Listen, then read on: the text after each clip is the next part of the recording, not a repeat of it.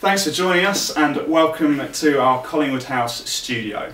I'm Jules Hallam and today we've got Tribes. Thanks for joining us today. Yeah. What happened to Dan? Dan's busy today, he's got some personal shit. Yeah. Well, we're talking of busy. Looking at the publicity that you guys have got over the last couple of weeks, lots of Radio 1 stuff, NME, The Fly, it's all happening. Did you expect to kind of jump straight back into the new year like that? It was quite a shock because we said, oh, we'll take the first week off. My girl was doing some snowboarding, weren't you? In Austria. So nice. We sort of, and then Sam was like, our manager was like, it's going to start on Monday, so get ready. It really did. So it has been non-stop since we got back. We've been busy pretty much every day. It's exciting though. Like we're really excited about it coming out on like Monday. The record. It feels like years to us. We wrote this thing like 18 months ago.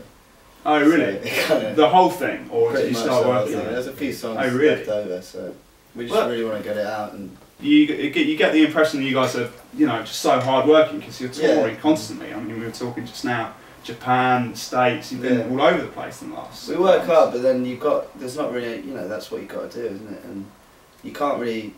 We're aware we're on a major and you've got to stay there, so you've got to work hard. A lot of people get to this point and think, oh, I'm not going to do anything, or we'll take a month off or something like that. Yeah. But we just treat it like a 9 to 5 and work 6 days a week. It's fine. We love it. Fair dues. And how does touring somewhere like Japan compare to touring in the States? It's hot. Well, it's just so hot. I'm really suffering the heat as well.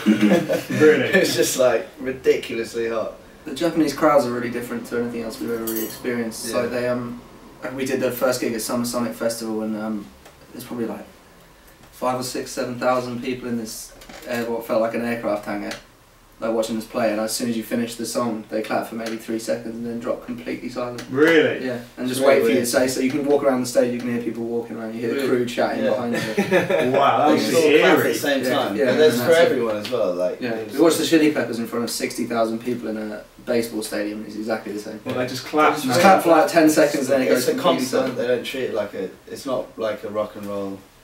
So it's not like a party. It's no, going you sit. They're very attentive. Yeah. Like there's like 2 bars there, wasn't there? It's like it's not. There was never a queue for the. There's still like a little pile of really fucked up, drunk Japanese boys. That's like outrageous out there. Like, everyone else is completely sober. So it's different like that. Okay. Do the Japanese know how to party? Like, do they go at it quite hard? We were pretty out of control. Yeah. It was the first time we've ever been there, so I say we got to do the karaoke thing. We were pretty bad. But I can't actually remember. We partied really hard. I mean, we got on the plane at like in the morning. I was like still in the dressing gown and shit. It's just fucking. We've been out like for 3 days. So What songs did you do for karaoke? Can you remember? Oh, we did loads of Stones. Loads of Stones, yeah. But then there was things like Barbie Girl. My manager was doing the part of the bloke as well, which is great. We went out with that band Cerebral Palsy, those borderline junkies from New York. Right. So we were like, let's go out tonight with them, and they were like, yeah. So we just. Mate, they must really know how to get on it. Those They guys. do. Yeah, they do. I understand that you had a rather heavy drinking session with Juliette Lewis back in Texas. Yeah, she was around. It wasn't directly with her, but I got some bad taps to show for it. I'm not going to get them out now. Ah, shame. You knew I was rooting for that. That's why he put his waistcoat on. So he can't take his shirt off. Absolutely not getting them. Was it just like that? Have a few drinks, wake up the next day. I woke up with a dog looking in my face. Like, really? Yeah, it was really oh come on, Juliette Lewis isn't that ugly. Seriously.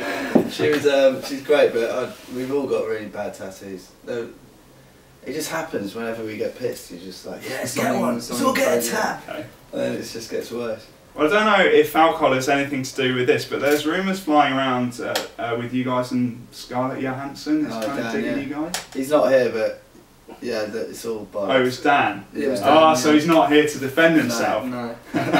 We were in New York a few weeks ago, and Dan went to. He blagged his way into a Karen O party. Did you not somewhere in New York? I didn't. Dan and I managed against some. I don't remember. I was very. I gave my jacket away to a bum.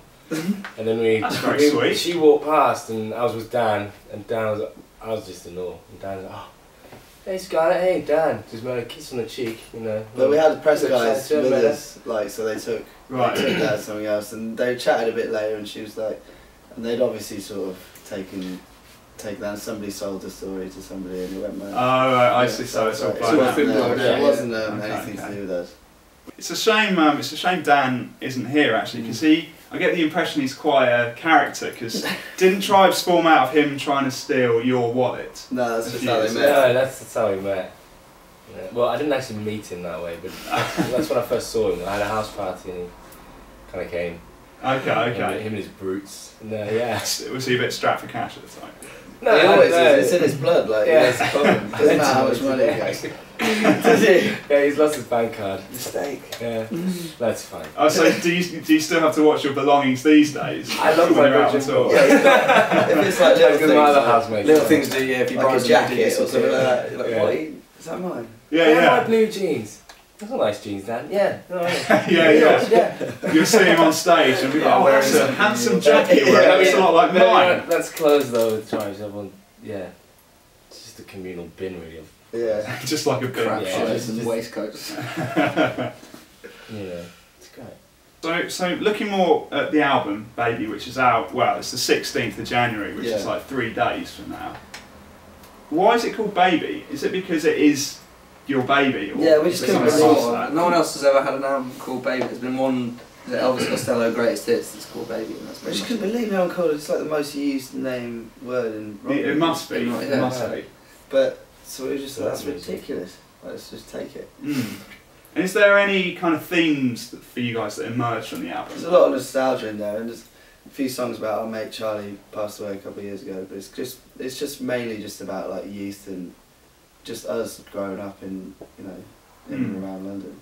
How do you feel about kind of indie rock and roll these days? Do you think it's kind of I just think died out a little? I just don't like. We're always labelled like guitar band, obviously, but it's kind of like I think if you like the song, it doesn't matter what it's played on.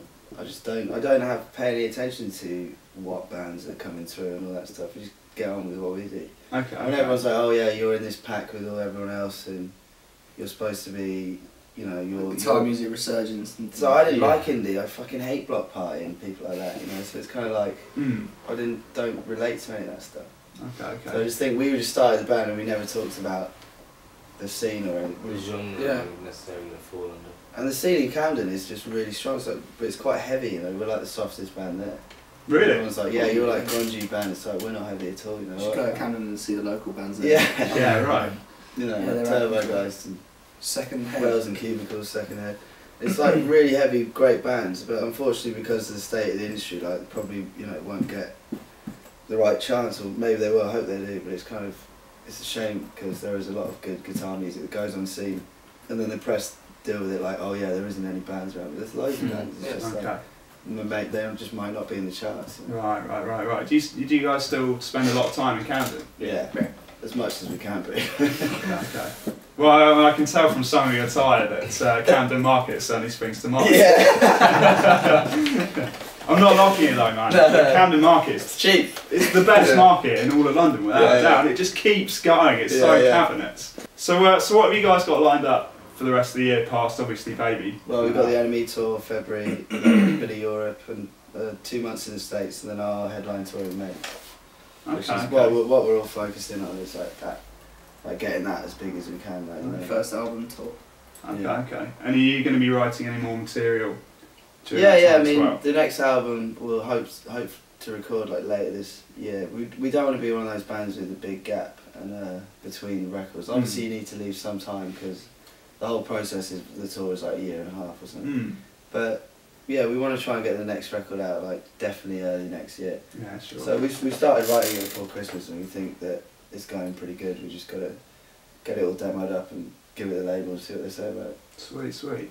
Fantastic, guys. Well, listen, it's been a real pleasure chatting to you all today. And Thanks, best of luck for the album. Thanks a lot. Thanks for joining us. Cheers, guys.